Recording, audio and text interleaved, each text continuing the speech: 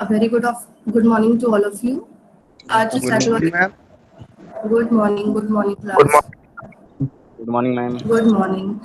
आज psychological perspective of education की class में हम सभी लोगों ने अभी तक ये जाना है कि बुद्धि क्या होती है, बुद्धि का कॉन्सेप्ट बच्चों ने आप लोगों ने बहुत अच्छे से समझाया।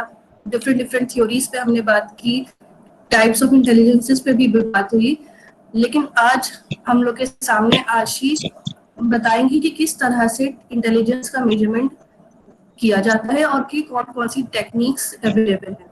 आशीष, आप रेडी हो? Yes ma'am. ओके बेटा, आप present. Good morning class. Good morning, sir. Good morning, sir.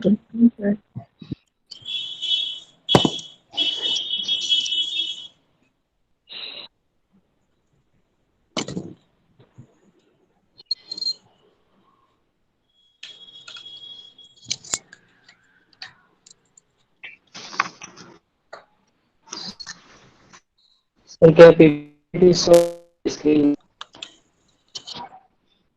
हाँ आशीष, विजिबल है आपकी स्क्रीन। हेलो। हाँ आशीष, विजिबल है आपकी स्क्रीन आपकी दिख रही है।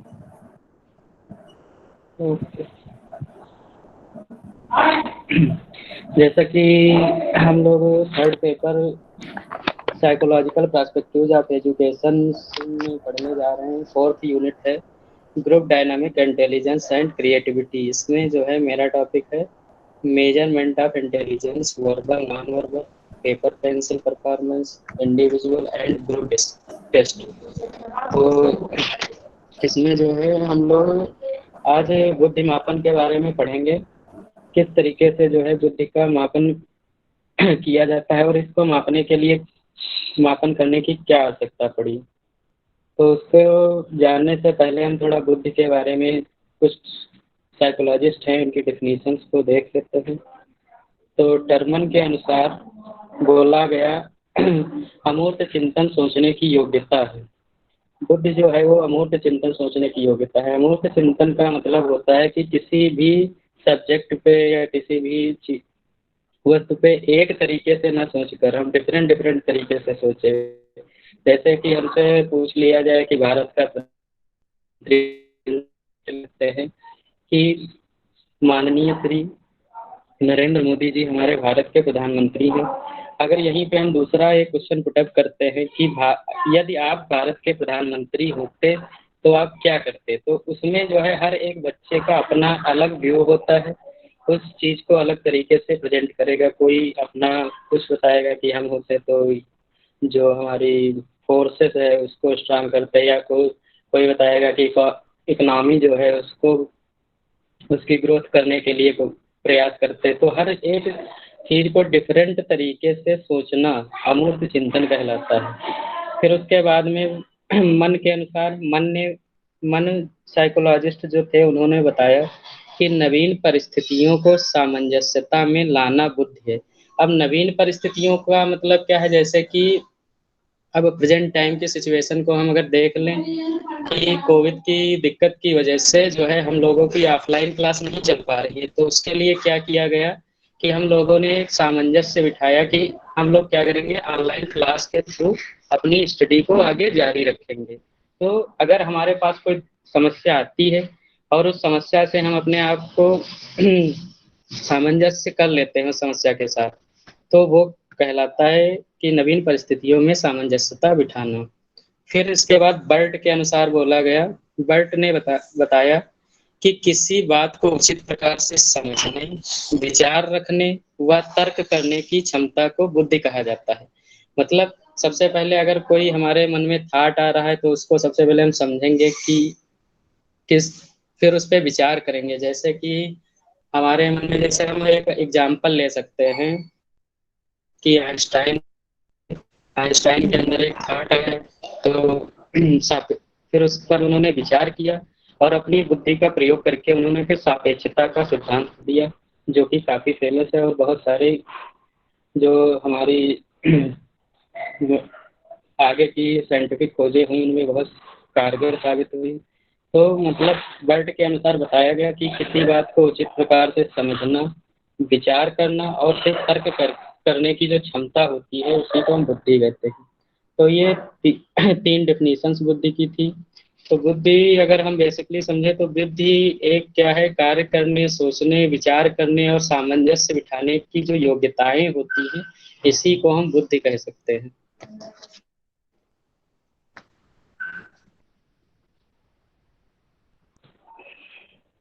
फिर उसके बाद में आता है, जैसा कि मेरा टॉपिक है बुद्धि मापन या बुद्धि परीक्षण, तो बुद्धि मापन जो है वो क्यों बुद्धि परीक्षण क्यों स्टार्ट किया गया, बुद्धि को मापने की क्या आवश्यकता पड़ी। तो सभी लोग जानते हैं कि हर एक व्यक्ति में अलग अलग जो है क्षमताएं होती हैं, हर एक व्यक्ति की अलग अलग योग्यताएं होती हैं। कोई किसी तरीके से कार्य करना चाहता है तो कोई किसी तरीके से, किसी को आसानी से चीजें समझ में आ जाती हैं तो वही कुछ लोगों को बहुत ही कठिनाई से या काफी मेहनत करने के बाद में। तो हम ये सबको एक लेवल पे नहीं रख सकते हैं, क्योंकि जैसा कि साइकोलॉजी हम लोगों के सब्जेक्ट में क्यों शामिल किया, हम लोगों के कोर्स में क्यों शामिल किया गया है, जिससे कि हम बच्चों की क्षमताओं को जान सकें, उनको समझ सके, उसके आधार पर उनको हम पढ़ा सके या उनको सिखा सके या अधिगम बोल सकते हैं, क्योंकि पढ़ाना हमें उचित वर्ड नहीं लगता है, अधिगम करा सकें। अधिगम का मतलब होता है कि हम लोगों ने जैसे पढ़ा, सीखना क्या होता है, व्यवहार में एक स्थायी परिवर्तन। तो जब तक व्यवहार में हमारे एक स्थायी परिवर्तन नहीं आएगा तब तक हम उसको नहीं कह सकते कि हम किसी चीज को बच्चे को सिखा रहे हैं। तो हर बच्चे की अपनी इंडिविजुअल डिफरेंसेस होते हैं, उन्हीं के आधार पे उनको हम आगे जो है अधिगम कराने का प्रयास करते हैं। और इसके बाद क्या हुआ, जो 19वीं सदी थी इसमें मंद बुद्धि बालक जो होते थे और जो व्यक्ति होते थे इनके साथ बहुत बदतमीज मतलब बुरा व्यवहार किया जाता था। लोगों के अंदर एक मान्यता ऐसी डेवलप हो चुकी थी कि अब इनके अंदर दुरात्माओं का प्रवेश हो गया। दुरात्माएं मतलब जैसे कि गांव में होता नहीं, जैसे कोई मेंटली थोड़ा डिस्टर्ब होता तो कहते हैं लोग इसको भूत ने पकड़ लिया है, चुड़ैल ने, इस तरीके से बातें गांव में करने लगते हैं। मगर वो जो एक चीज होती है वो थोड़ा माइंड डिस्टर्बिंग की चीज होती है, या उसका कह सकते हैं इसका जो आईक्यू लेवल है वो डाउन है।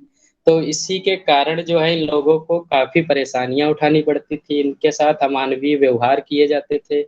लोग इनको क्या करते थे, जंजीरों में बांध कर रखते थे और बहुत सारी यातनाएं और कष्ट दिए जाते थे। तो ये सब जो था, इस बुद्धि परीक्षण करने की आवश्यकता क्यों पड़ी, तो इन बिंदुओं से हम समझ सकते हैं। इसके बाद में जो है आता है बुद्धि मापन का इतिहास। तो बुद्धि मापन के इतिहास में सबसे पहले जो फ्रांस देश में इस प्रकार की समस्याएं बहुत ज्यादा थी।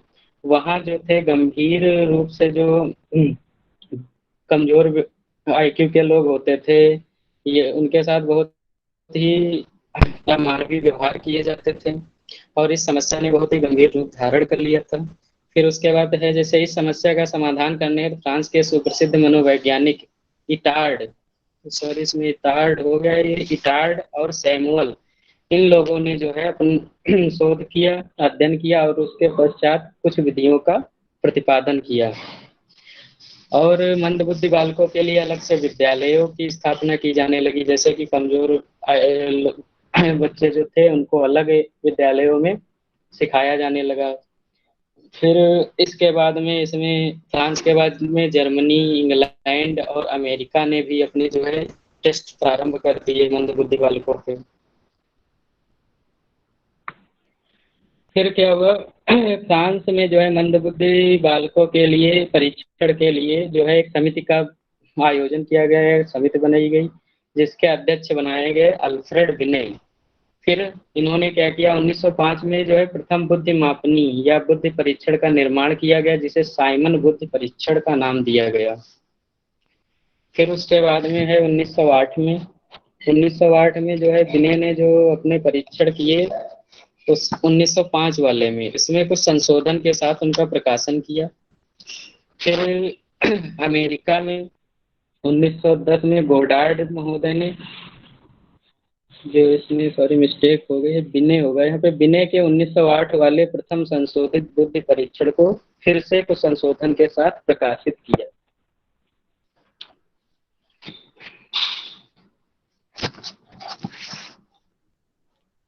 फिर इसके बाद में है 1916 में अमेरिकन मनोवैज्ञानिक जो थे टर्मन, विनय, इन्होंने जो है बुद्धि परीक्षण को अपने देश की परिस्थितियों के अनुकूल बनाकर इसका प्रकाशन किया। मतलब ये जो था पहले बनाया गया था, फ्रांस ने इसका शुरुआत की, मगर जैसा कि हम लोग जानते हैं कि हर एक देश की अलग अलग कंडीशंस होती हैं, तो वहाँ के जो बच्चे होंगे तो उनके एक जगह का जो टेस्ट है दूसरे स्थान पे हम प्रयोग नहीं कर सकते हैं, तो उसको हमें अपने देश के अनुसार परिस्थितियों में ढालना पड़ता है या उसके अकॉर्डिंग चेंजेस लाने पड़ते हैं।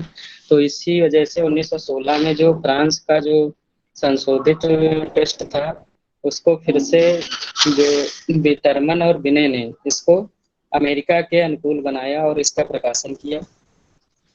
फिर उसके बाद में 1937 में प्रोफेसर जो एम मेरिल, इनके सहयोग से जो 1916 वाला था परीक्षण, और 1916 वाला जो परीक्षण हुआ था, इसके जो परीक्षण करता थे टर्मन, और ये जो चूंकि स्टैनफोर्ड कॉलेज में इसका परीक्षण किया गया था, इसीलिए इसको स्टैनफोर्ड बिने परीक्षण के नाम से भी जाना जाता है। फिर 1937 में प्रोफेसर एम मेरिल ने 1916 का जो स्टैनफोर्ड बिने परीक्षण था, इसमें कुछ अंक गणित के प्रश्नों को भी शामिल कर दिया। उसके बाद में 1960 में स्टैनफोर्ड विश्वविद्यालय ने इस परीक्षण का जो है नवीन संशोधन प्रकाशित किया। तो ये इसका पूरा एक इतिहास हो गया, कब से स्टार्ट हुआ, 1905 में से लेके 1960 तक इसमें संशोधन होते रहे। इसके बाद हम लोगों अपने देश भारत में भी एक हम लोग जानते हैं, जैसा कि उत्तर प्रदेश में एक मनोविज्ञान शाला का निर्माण किया गया था इलाहाबाद में, वहां पर जो है यही स्टैनफोर्ड बिने परीक्षण में अपने देश के अकॉर्डिंग, अपने देश की परिस्थितियों के अनुसार संशोधन करके इसे प्रस्तुत किया गया।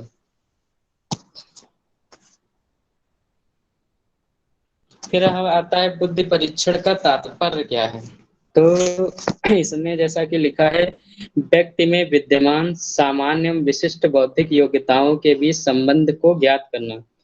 अब जैसे कि हमने बुद्धि में पढ़ा था कि कई सारे मनोवैज्ञानिक हुए हैं जिन्होंने अपने अपने सिद्धांत दिए, एक खंड का सिद्धांत, दो खंड का सिद्धांत, स्पेयरमैन का।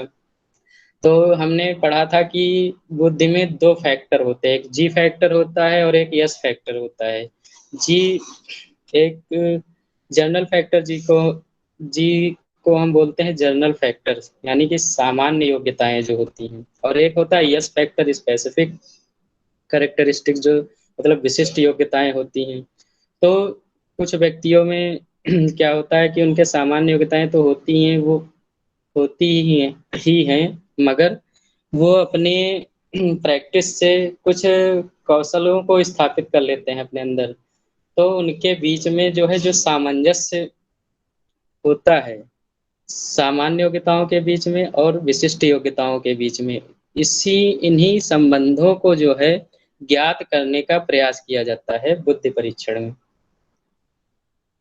फिर इसके बाद में बुद्धि परीक्षण में आता है बुद्धि लब्धि। तो बुद्धि लब्धि के बारे में हम जानते हैं सबसे पहले, तो सर्वप्रथम जो जर्मन मनोवैज्ञानिक थे विलियम स्टर्न, इस पीपीटी में थोड़ा कहीं कहीं पर मिस्टेक है, इसे सही करना पड़ेगा। इसमें विलियम स्टर्न लिख गया है, विलियम स्टर्न थे और एक कुलहमान थे। इन्होंने 1912 में बुद्धि लब्धि का प्रत्यय प्रस्तुत किया। इसमें इन्होंने क्या बताया कि जो मानसिक आयु जो होती है व्यक्ति की और जो वास्तविक आयु होती है, इसी के अनुपात को जो है इन्होंने बुद्धि लब्धि आईक्यू इंटेलिजेंस क्वेश्चंस का नाम दिया। यानी कि इन्होंने दिया बुद्धि लब्धि बराबर मानसिक आय बटे वास्तविक आय। ये सबसे पहले विलियम स्टर्न और क्लेमान ने दिया था 1912 में, मगर इसमें बाद में जो है संशोधन किया गया। टर्मन और स्टर्न ने फिर से इसमें संशोधन किया और बताया कि किसी व्यक्ति की जो मानसिक आय होती है और वास्तविक आयु, मतलब मानसिक आयु को वास्तविक आयु से भाग कर दें और इसको 100 से गुणा कर दी जाए, तो जो निकल के आएगी इसको बोला गया बुद्धि लब्धि। मतलब पहले वाले में बस क्या चेंज किया गया, मानसिक आय गुणे 100 बटे वास्तविक आय। अगर इसके आधार पे हम कोई एग्जाम्पल लें, जैसे कि यदि कोई बालक है, उसकी मानसिक आय 12 वर्ष है और उसकी वास्तविक आय 10 वर्ष है, तो उसकी अगर बुद्धि लब्ध निकालने के लिए कहा जाएगा तो मानसिक आय 12 गुणे 100/10, और इसको जब हम कट करेंगे तो 12 गुणे 10 हो जाएगा, यानी इस 120 इसकी IQ निकल के आ जाएगी। तो इसमें हमें ध्यान रखने योग्य यही देखना है कि सबसे पहले बुद्धि लब्धि का जो फार्मूला दिया विलियम स्टर्न और कुलैमान ने 1912 में, शुरुआत में इन्होंने बताया कि मानसिक आय और वास्तविक आय के अनुपात को बुद्धि लब्धि कहते हैं। बाद में इसमें टर्मन ने संशोधन किया और बताया कि मानसिक आय को वास्तविक आय से भाग करके और 100 से गुणा कर दिया जाए तो जो मान निकल के आएगा इसे हम बुद्धि लब्धि इंटेलिजेंस क्वाइसेंस या IQ कह सकते हैं। फिर इसी के आधार पे टर्मन ने एक चार्ट मतलब एक सारणी प्रस्तुत की, बुद्धि लब्धि सारणी तालिका जिसे कह सकते हैं। बुद्धि लब्धि तालिका में इन्होंने कुछ क्राइटेरिया लिया कि कितने से कितने तक जो है प्रतिभाशाली होगा, कितने से कितने तक श्रेष्ठ होगा। इसके आधार पे इन्होंने 10 टाइप में बालकों को रखा। तो सबसे पहले इसमें जो है ऊपर से अगर हम देखें तो 140 या इससे अधिक जिसकी IQ होगी उसे हम कहेंगे प्रतिभाशाली, जीनियस। फिर इन्होंने बोला कि 120 से 140 के बीच में होगी, ये अतिश्रेष्ठ होंगे, वेरी सुपीरियर। फिर 110 से 120 जिसकी होगी वो श्रेष्ठ बुद्धि के होंगे, सुपीरियर। और 90 से 100 110 ये सामान्य बुद्धि। इसको ग्रीन कलर से किया गया है कि ये जो है अक्सर कई सारे एग्जाम में भी पूछा गया है, टेट वगैरह में, कि सामान्य बुद्धि जो है उसका क्राइटेरिया क्या होता है। तो 90 से 110 या कभी कभी 90 से 100 भी आ जाता है। तो ये जो क्राइटेरिया होता है ये सामान्य बुद्धि का होता है। सामान्य बुद्धि के ऊपर जो होंगे तो ये सुपीरियर होंगे, सामान्य से श्रेष्ठ होंगे, और जो नीचे होंगे ये थोड़ा वीक होंगे उनसे। फिर 80 से जो 90 है इन्हें मंद बुद्धि या डल माइंड कहा जाता है। 70 से 80 इन्हें छीड़ बुद्धि, फेबल माइंड कहते हैं। 70 से जो कम होती है इन्हें निश्चित छीड़ बुद्धि कहते हैं। फिर उसके बाद 50 से 70 के बीच में जो इनका होता है उन्हें अल्प बुद्धि कहते हैं। फिर 20 से 25 या 50 के बीच मूर्ख, और जो 20 या 25 से भी कम होते हैं उन्हें महामूर्ख कहते हैं, इडियट। तो ज्यादातर हम लोग देखते हैं कि जो बच्चे होते हैं वो सामान्य बुद्धि एवरेज IQ वाले होते हैं। उसमें से कुछ बच्चे उसके ऊपर लेवल के होते हैं और कुछ ही बच्चे जो है उसके नीचे आते हैं, और मोस्टली जो है वो सामान्य बुद्धि के ही बालक होते हैं। अब इसमें आता है बुद्धि परीक्षण के प्रकार। तो बुद्धि परीक्षण के जो है प्रकार कितने होते हैं, कौन कौन से प्रकारों में इनको वर्गीकृत किया गया है। तो बुद्धि परीक्षण के प्रकारों में अगर देखा जाए तो सबसे पहले आता है शाब्दिक बुद्धि परीक्षण, फिर आता है अशाब्दिक बुद्धि परीक्षण, फिर है वैयक्तिक बुद्धि परीक्षण, और फिर है सामूहिक बुद्धि परीक्षण। तो इनको हम क्रम से पढ़ेंगे। सबसे पहले हम पढ़ेंगे शाब्दिक बुद्धि परीक्षण के बारे में। शाब्दिक बुद्धि परीक्षण, जैसा कि इसके नाम से ही हमें पता चल रहा है, शाब्दिक मतलब इसमें शब्दों का जो है प्रयोग किया जाएगा, और शब्दों का प्रयोग उन्हीं के लिए हम कर सकते हैं जो पढ़े लिखे होते हैं। क्योंकि जिसको पढ़ना लिखना नहीं आता है या जो पढ़ा लिखा इलिटरेट है तो वो समझ तो सकता है, मगर उसको अगर हमको लिखने के लिए दे दें तो शायद उसको ना लिख पाए, पाई मात्रा एक गड़बड़ कर सकता है। तो जो शाब्दिक बुद्धि परीक्षण होता है तो वो जो पढ़ लिख सकते हैं या जिनको जो है पढ़ना लिखना आता है या इसमें हम शब्दों या भाषा का प्रयोग कर सकते हैं उसे शाब्दिक बुद्धि परीक्षण कहते हैं। दूसरे शब्दों में कहा जा सकता है कि जिन परीक्षणों में भाषा का प्रयोग करके समस्याएं प्रस्तुत की जाती हैं उन्हें शाब्दिक बुद्धि परीक्षण कहा जाता है। समस्याएं जैसे इसमें क्या किया जाएगा, इसमें जैसे कुछ क्वेश्चंस बना लिए जाएंगे और उनमें हमें उत्तर लिखना होगा और अपनी समस्याओं को समझाना होगा, तो इन्हें हम शाब्दिक बुद्धि परीक्षण कह सकते हैं। अब इसके बाद आता है शाब्दिक बुद्धि परीक्षण की विशेषताएं क्या होती हैं। तो शाब्दिक बुद्धि परीक्षण जो होता है वो इसका सबसे पहला पॉइंट लिखा है, शाब्दिक बुद्धि परीक्षणों का प्रशासन अधिक सुगमता व सरलता से किया जा सकता है। क्योंकि शाब्दिक बुद्धि परीक्षण सुगमता और सरलता से क्यों किया जा सकता है? क्योंकि ये जो है शिक्षित व्यक्तियों पे किया जा सकता है, अतः हमें जो है टेस्ट लेने में कोई दिक्कत नहीं होगी, हमारी सब बातों को वो समझ सकेंगे बालक या व्यक्ति। उसके बाद दूसरा पॉइंट आता है इसका, परीक्षण पर दी गई प्रतिक्रियाओं का अंकन वस्तुनिष्ठ होता है। मतलब जो इसका अंकन होगा वस्तुनिष्ठ, और वस्तुनिष्ठ हम उसे ही कहते हैं जिसमें कोई भी जांचकर्ता चेक करे या उसको जांचे तो उसमें उसके अंकों में कोई परिवर्तन ना आए। जैसे कि हम लोग देखते हैं बहुविकल्पी प्रश्न होते हैं या अतिलघुत्तरी, तो उसमें सीधा सा आंसर में देना होता है, चाहे वो है हम जांचे या कोई अदर क्लास का कोई विद्यार्थी जांचे या शिक्षक जांचे, तो उसमें कोई डिफरेंस नहीं मिलेगा। और जैसे होता है कि सब्जेक्टिव, तो उसमें ये होता है कि उसमें थोड़ा डिफरेंस हो सकता है। तो इस परीक्षण में जो है अंकन जो इसका किया जाएगा तो वो वस्तुनिष्ठ होगा। फिर है शाब्दिक बुद्धि परीक्षणों की विश्वसनीयता तथा वैधता अधिक होती है, क्योंकि जब ये वस्तुनिष्ठ होगा तो ये विश्वसनीय भी होगा, और जब विश्वसनीय होगा तो ये अधिक वैध भी होगा। फिर है शाब्दिक बुद्धि परीक्षण अल्पव्ययी होता है। अल्पव्ययी मतलब क्या होता है कि हमें इसको कम खर्च में परीक्षण किया जा सकता है, क्योंकि इसमें नॉर्मल सी बात है कि जब व्यक्ति पढ़ा लिखा होगा तो हम कुछ क्वेश्चंस बनाएंगे, उसके आधार पे उसकी आईक्यू टेस्ट ले सकते हैं या जांच सकते हैं। तो इसको जो है अल्पव्ययी बोला गया। इसके बाद है इनका प्रयोग व्यक्तिगत तथा सामूहिक दोनों रूपों में किया जा सकता है। मतलब जो शाब्दिक बुद्धि परीक्षण होता है वो व्यक्तिगत भी होता है और उसको सामूहिक रूप से भी लिया जा सकता है। जैसे कि कोई व्यक्ति कोई भी व्यक्ति हुआ या छात्र हुआ, तो उसमें हम क्या कर सकते हैं, उससे इंडिविजुअल तरीके से भी उसका हम बुद्धि परीक्षण शाब्दिक बुद्धि परीक्षण कर सकते हैं, या तो सामूहिक रूप में सबको एक जैसे क्वेश्चन प्रोवाइड करा दिए गए और सबसे आंसर ले लिए गए, फिर बाद में सबकी अलग अलग आईक्यू टेस्ट जो है निकाल ली गई। फिर शिक्षित व्यक्तियों के लिए शाब्दिक बुद्धि परीक्षणों का प्रयोग बहुतायत रूप में किया जाता है।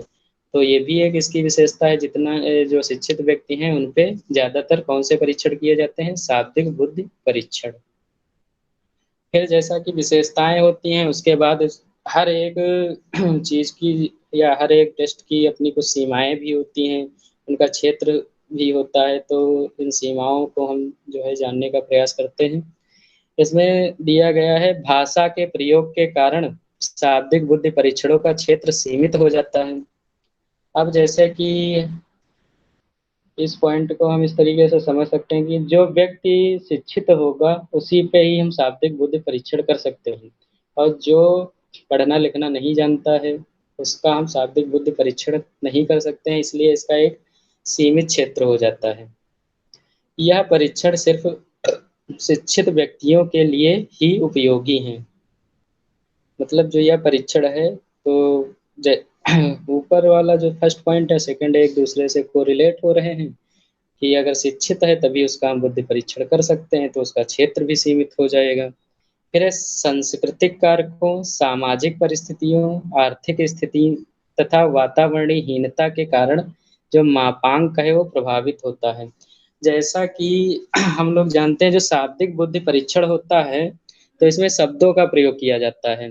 अब जब शब्दों का इसमें प्रयोग किया जाएगा तो हर एक समाज की अपनी एक भाषा होती है, हर एक समाज की अपनी परिस्थितियां होती हैं। जैसे कि हम मान के चलो, जैसे इंडिया में परीक्षण, इंडिया के अंदर ही हम लें अगर, जैसे उत्तर प्रदेश में जो परीक्षण किया जा रहा है, इससे अगर हम असम, मेघालय या इधर जो कन्नड़ लैंग्वेज बोली जाती है केरल वगैरह, तो इन पे अगर हम करना चाहें तो वो भाषा के कारण प्रभावित होंगी, क्योंकि उसकी परिस्थितियां बदल जाएंगी, उसकी जो वातावरणीय स्थिति है इसके कारण जो उसका मापांक होगा वो भी प्रभावित होगा। इसलिए शाब्दिक बुद्धि परीक्षण जो है हर एक स्थान मतलब हर जगह जो है करने पर अलग अलग इसका जो है मापांक आएगा। अब जैसे जो टेस्ट अमेरिका में किए जा रहे हैं तो वो कोई ज़रूरी नहीं जो इंडिया में किए जाएँ तो सेम उनकी जो एक्वेरेसी आए, हो सकता है इधर-उधर ज़रूर होंगे, क्योंकि हमारी लैंग्वेज उनकी लैंग्वेज में डिफ़रेंस है, हमारे कल्चर उनके कल्चर में डिफ़रेंस है। फिर है छोटे बच्चों, अन्य भाषा को जानने वाले तथा मंदबुद्धि बालकों पर इनका प्रयोग संभव नहीं है। अब जब छोटे बच्चे हैं तो वो भाषा को इतनी आसानी से समझ नहीं सकते, वो लोकल लैंग्वेज ही अपनी मदर टंग में ही ज़्यादा समझते हैं। तो और जो अन्य भाषा को जानने वाले हैं, अब जैसे कोई हिंदी नहीं अरबी बोलता है या फ़ारसी बोलता है या इंग्लिश बोलता है, तो उसके लिए अगर हम हिंदी में बनाएँगे, परीक्षण करेंगे, तो वो भी प्रभावित होगा। और जो मंदबुद्धि बालक होंगे, तो मंदबुद्धि बालक जो है वो भी उनको भी सब शाब्दिक होने के कारण, मतलब शब्दों का भाषा का प्रयोग करने के कारण थोड़ा बहुत परेशानी हो सकती है। तो ये इसकी कुछ सीमाएँ हो गई। फिर आता है अशाब्दिक बुद्धि परीक्षण। जैसा कि शाब्दिक था, शाब्दिक में क्या था कि शब्दों का प्रयोग किया जाता था, तो जस्ट इसी का हम एक तरीके से अपोजिट समझ सकते हैं अशाब्दिक बुद्धि परीक्षण, मतलब इसमें भाषा का प्रयोग नहीं किया जाएगा। जैसे इसमें लिखा है, अशाब्दिक बुद्धि परीक्षण से तात्पर्य उन परीक्षणों से है जिसमें शब्दों या भाषा का प्रयोग न करके चित्रों व अन्य स्थूल वस्तुओं के माध्यम से समस्याओं को प्रस्तुत किया जाता है।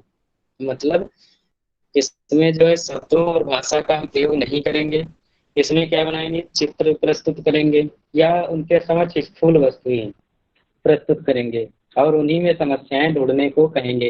जैसे कि हम लोग देखते हैं पेपर वगैरह में पजल आता है, तो पजल में होता है दो सीनरी बनी है या दो चित्र बने हैं, फिर उसमें पूछा जाता है, वो हमें दूर से देखने में सेम सेम दिखाई पड़ते हैं, बट जब उनको हम कायदे से देखते हैं तो उसमें कहीं पर डॉट होगा तो कहीं डॉट नहीं लगा होगा, किसी में पेड़ बना है तो किसी में पेड़ नहीं बना होगा, बहुत छोटी छोटी बारीक चीज़ें जो है उसमें छुपी हुई होती हैं डिफरेंसेस में।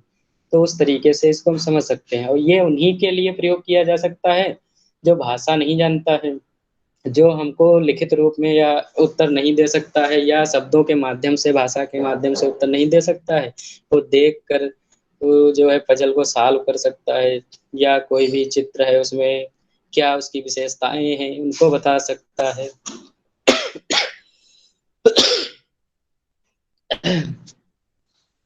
फिर दूसरे शब्दों में कहा जा सकता है, शाब्दिक बुद्धि परीक्षणों में चित्रों या स्थूल सामग्री की सहायता से प्रश्नों की रचना की जाती है तथा परीक्षार्थी को सही चित्र या वस्तु छांटकर अथवा कुछ क्रिया करके अपने उत्तरों को व्यक्त करना होगा। हेलो हेलो, हाँ जी, बताइए। आवाज आ रही है? हाँ जी, बिल्कुल सही से आ रही है। आप कंटिन्यू करो।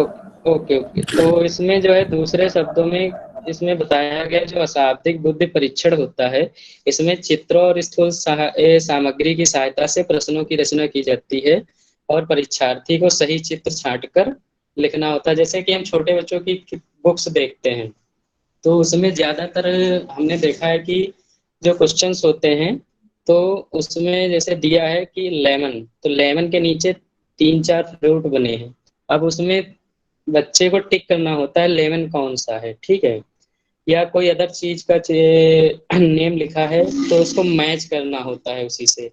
तो इस तरीके से हम समझ सकते हैं कि अशाब्दिक बुद्धि परीक्षण में जो होगा इसमें वस्तुओं को छांट कर लिखना होगा या कुछ क्रियाएं करके अपने उत्तरों को व्यक्त करना होगा। फिर है अशाब्दिक बुद्धि परीक्षण की विशेषताएं क्या है। तो शाब्दिक बुद्धि परीक्षण जो है वो छोटे बालकों, अशिक्षितों, अन्य भाषा जानने वाले व्यक्तियों के लिए सफलतापूर्वक किया जा सकता है। जैसा कि हम लोग अभी शाब्दिक में पढ़े थे कि जो शाब्दिक बुद्धि परीक्षण था वो छोटे बालकों और जो अशिक्षित लोग हैं या अन्य भाषा जानने वाले हैं उन पे हम नहीं प्रयोग कर सकते, क्योंकि उससे जो है डिफरेंस आ जाते हैं भाषा के द्वारा या उनके कल्चर के द्वारा। मगर जो अशाब्दिक बुद्धि परीक्षण होता है इसमें हम क्या करते हैं, स्थूल वस्तुएं प्रस्तुत करते हैं, चित्र बनाकर प्रस्तुत करते हैं, तो आसानी से बच्चे उनके आंसर्स दे सकते हैं।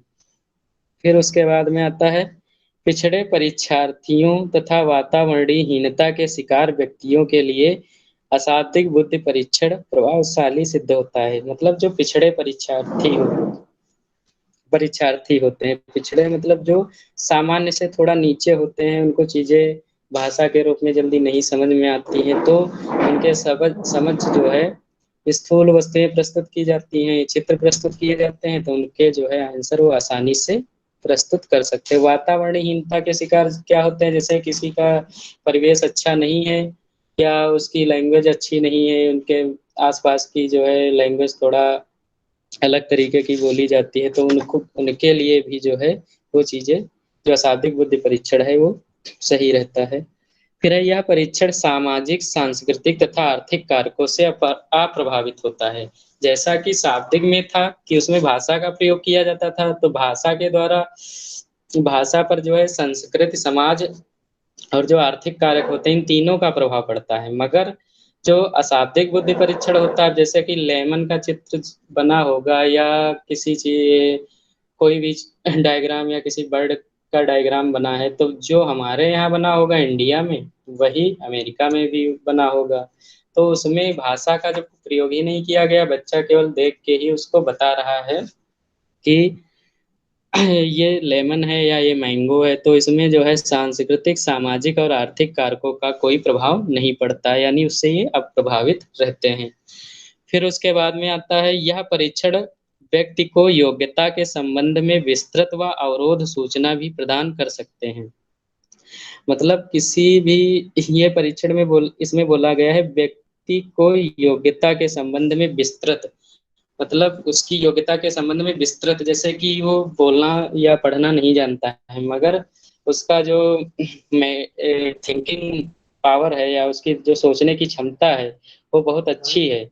वो चीज़ों को जो बहुत जल्दी सोच के जो है चीज़ों को समझ लेता है देख के, तो इससे उसके बारे में हमें विस्तृत जानकारी मिलती है। ठीक और जो भाई। हाँ और ओके। और आरती, आरती आप अपना माइक ऑफ कर लो बेटा। सभी बच्चे अपना माइक ऑफ कर लीजिए।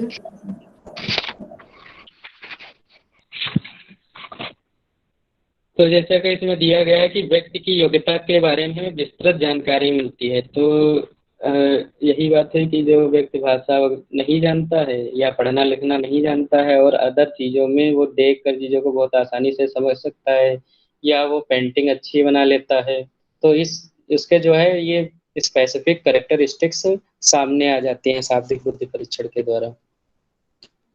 फिर इसकी भी कुछ सीमाएं होती हैं, तो इसमें जैसा कि दिया गया है फर्स्ट पॉइंट में, भाषा के प्रयोग न होने के कारण अशाब्दिक बुद्धि परीक्षण व्यवहारिक दृष्टि से कम उपयोगी सिद्ध होता है। मतलब कि इसको लोग व्यवहार में या परीक्षणकर्ता जो होते हैं व्यवहार में कम लाते हैं, क्योंकि इसमें थोड़ा समस्याएं ज़्यादा आती हैं कि भाषा का प्रयोग नहीं किया जाएगा तो ये जो शिक्षितों पे अप्लाई नहीं कर सकते हैं, और इसको जो है कि बोल सकते हैं इसको परीक्षण को बनाने में भी थोड़ा डिफिकल्टीज आएंगी। फिर है इनका निर्माण व प्रयोग अधिक व्यय साध्य होता है। व्यय साध्य मतलब इसमें ज़्यादा खर्च आता है, क्योंकि हम ज़्यादातर चित्रों और इनके माध्यम से परीक्षण करेंगे, तो उसके लिए थोड़ा हमें खर्च करने की भी आवश्यकता होगी, प्रिंटिंग वगैरह की। फिर है इनकी रचना व प्रशासन भी अत्यंत कुशल व प्रशिक्षित व्यक्तियों द्वारा ही किया जा सकता है। मतलब जो इसकी परीक्षण की रचना है शाब्दिक बुद्धि परीक्षण की, तो इसका जो निर्माण है तो वही व्यक्ति इसको अच्छी तरीके से निर्माण कर सकता है जो कुशल है, प्रशिक्षित है। सामान्य व्यक्ति के द्वारा शाब्दिक बुद्धि परीक्षणों का निर्माण नहीं किया जा सकता। फिर यह परीक्षण विषय निष्ठ होता है, अर्थात अंकन विषय निष्ठ हो सकता है। विषय निष्ठ मतलब सब्जेक्टिव होता है, इसमें थोड़ा जो जांच करता होता है उसके अपनी पर्सनल थॉट का भी इफेक्ट पड़ सकता है। फिर इसके बाद में शाब्दिक अशाब्दिक के बाद में आता है वैयक्तिक बुद्धि परीक्षण। वैयक्तिक बुद्धि परीक्षण जैसा कि इसके नाम से ही हमें पता चल रहा है व्यक्तिगत, मतलब कि इंडिविजुअल तरीके से। तो वैयक्तिक बुद्धि परीक्षण जो होता है, या इसे हम व्यक्तिगत बुद्धि परीक्षण कह सकते हैं। तो इसमें क्या होता है कि इसको एक समय में केवल एक ही व्यक्ति पर प्रशासित किया जा सकता है, यानी इसमें एक समय में एक ही व्यक्ति का परीक्षण किया जा सकता है। फिर इसमें लिखा है परीक्षणकर्ता एक बार में केवल एक ही व्यक्ति के सम्मुख परीक्षण समस्याओं को प्रस्तुत करता है और उनकी प्रतिक्रियाओं के आधार पर बुद्धि का मापन करता है। फिर है कि जो वैयक्तिक बुद्धि परीक्षण है, इसमें भी प्रशासन करने के लिए कुशलता व दक्षता की आवश्यकता होती है। यही कारण है कि केवल भली भांति जो प्रशिक्षित व्यक्ति होते हैं उन्हीं के द्वारा व्यक्तिगत बुद्धि परीक्षण किए जा सकते हैं। फिर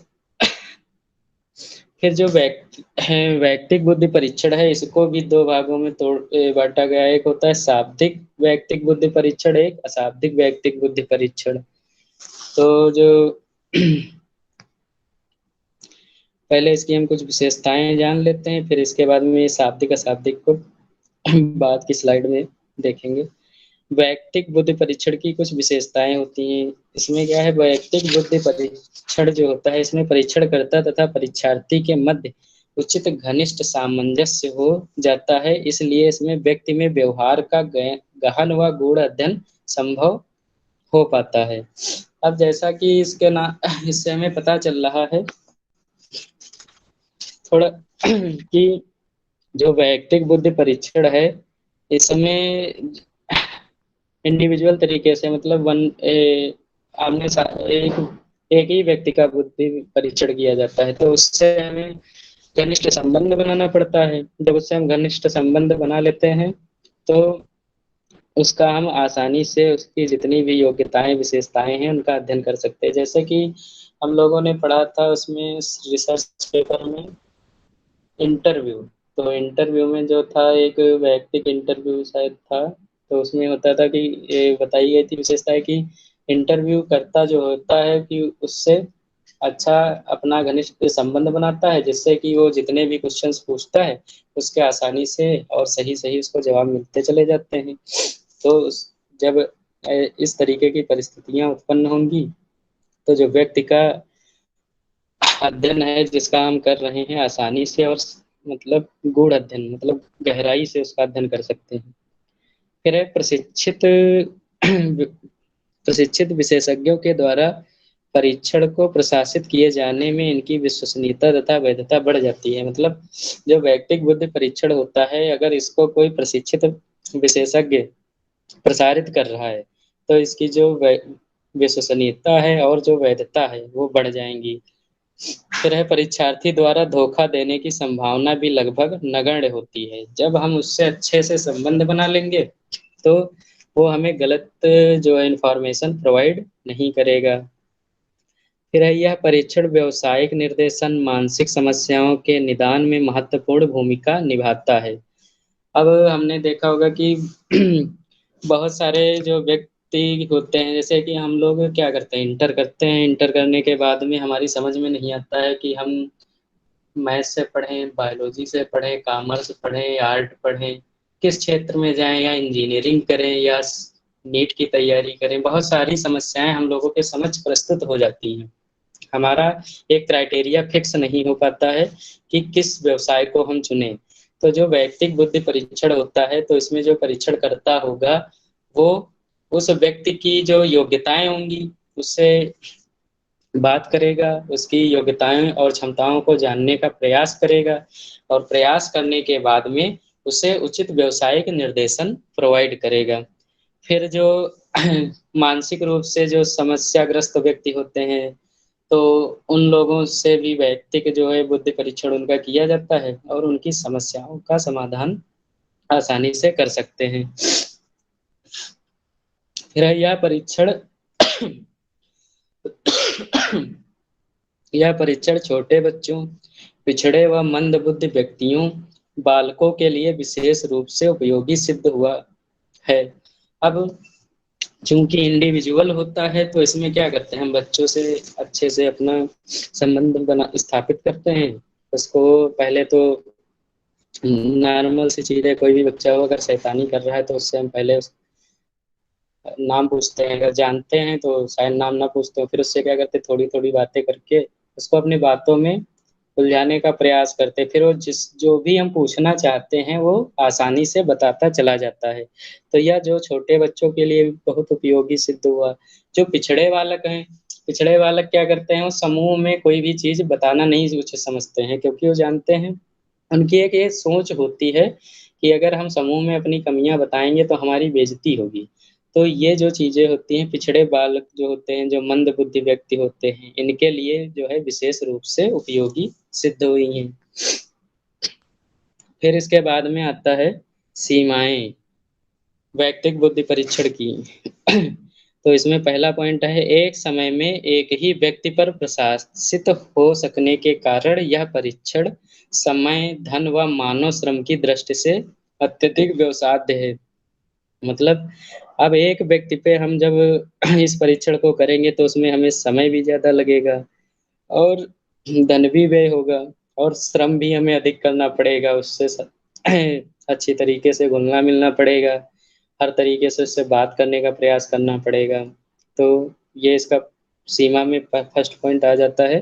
परीक्षण जो है समय अधिक लेगा, धन की भी आवश्यकता होगी ज्यादा और मानव श्रम भी लगेगा।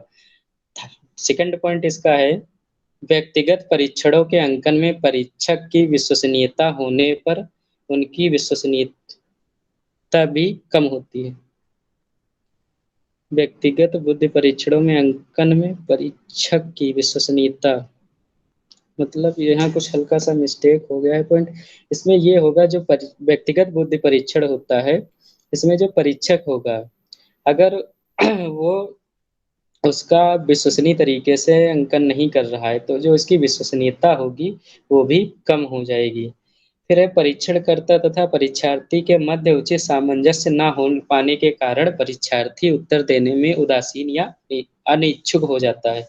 जैसा कि हमने इसमें शुरुआत में ही पढ़ा था कि हमें उससे जो है इंडिविजुअल तरीके से सामंजस्य बिठाना पड़ता है, उसके साथ घुलना मिलना पड़ता है। अगर बाई चांस हम उसके साथ उचित तरीके से घुल मिल ना पाए या वो हमारी बातों से सेटिस्फाइड नहीं हो पा रहा है तो वो जो भी हमें जानकारी देगा तो वो हो सकता है गलत जानकारी दे दे, या हो सकता है वो उदासीन ही रहे, कुछ बताना ही ना चाहे।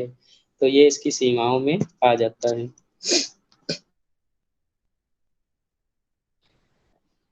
मैम इसके बाद में अभी काफी स्लाइड है, सामूहिक बुद्धि परीक्षण है और भी काफी है, तो क्या मैं कल इसको कंटिन्यू कर सकता? खांसी बहुत आ रही है मुझे। हेलो हेलो सुनाई दे रहा है। मैं ये कह रहा हूँ मैम कि इसमें अभी स्लाइड बाकी हैं, तो क्या मैं इसे कल कंटिन्यू कर सकता हूँ? मुझे खांसी बहुत आ रही, बोलने में थोड़ा दिक्कत हो रही है। कोई बात नहीं, ठीक है, बिल्कुल आराम से। ओके मैम, थोड़ा इसमें कुछ परीक्षण हुए हैं जो व्यक्तिगत बुद्धि परीक्षण है, जैसे कोह ब्लॉक टेस्ट होता है, अलेक्जेंडर का पास एनालॉग परीक्षण है, प्रिंटर। आप अभी नहीं, पर अभी इसको रोक दो, अभी दिक्कत हो रही है आपको, कल फिर हम कंटिन्यू कर लेंगे, कोई दिक्कत नहीं। ओके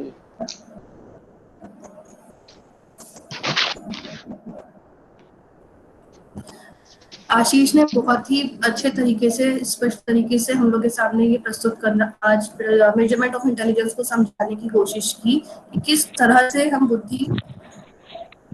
से बुद्धि परीक्षण की आवश्यकता पड़ी और उस आवश्यकता को दूर करने के लिए कौन कौन से प्रयास किए गए, उसका पूरा हमने इतिहास देखा और बुद्धि परीक्षण कितने प्रकार के होते हैं ये सब हमने आज जाना। ठीक है, अभी यहाँ पर ये जो प्रेजेंटेशन है अभी ये थोड़ा सा कंप्लीट हुआ है और थोड़ा अभी बाकी है, तो फिर कल फिर से कंटिन्यू किया जाएगा। तो आज के लिए क्लास यहीं पर हम लोग यहाँ पर फिनिश करते हैं। नेक्स्ट हम लोग कल इसी प्रेजेंटेशन को फिर से कंटिन्यू करेंगे। Okay class, thank you class. Okay, thank you ma'am. Thank you ma'am. Thank you ma'am.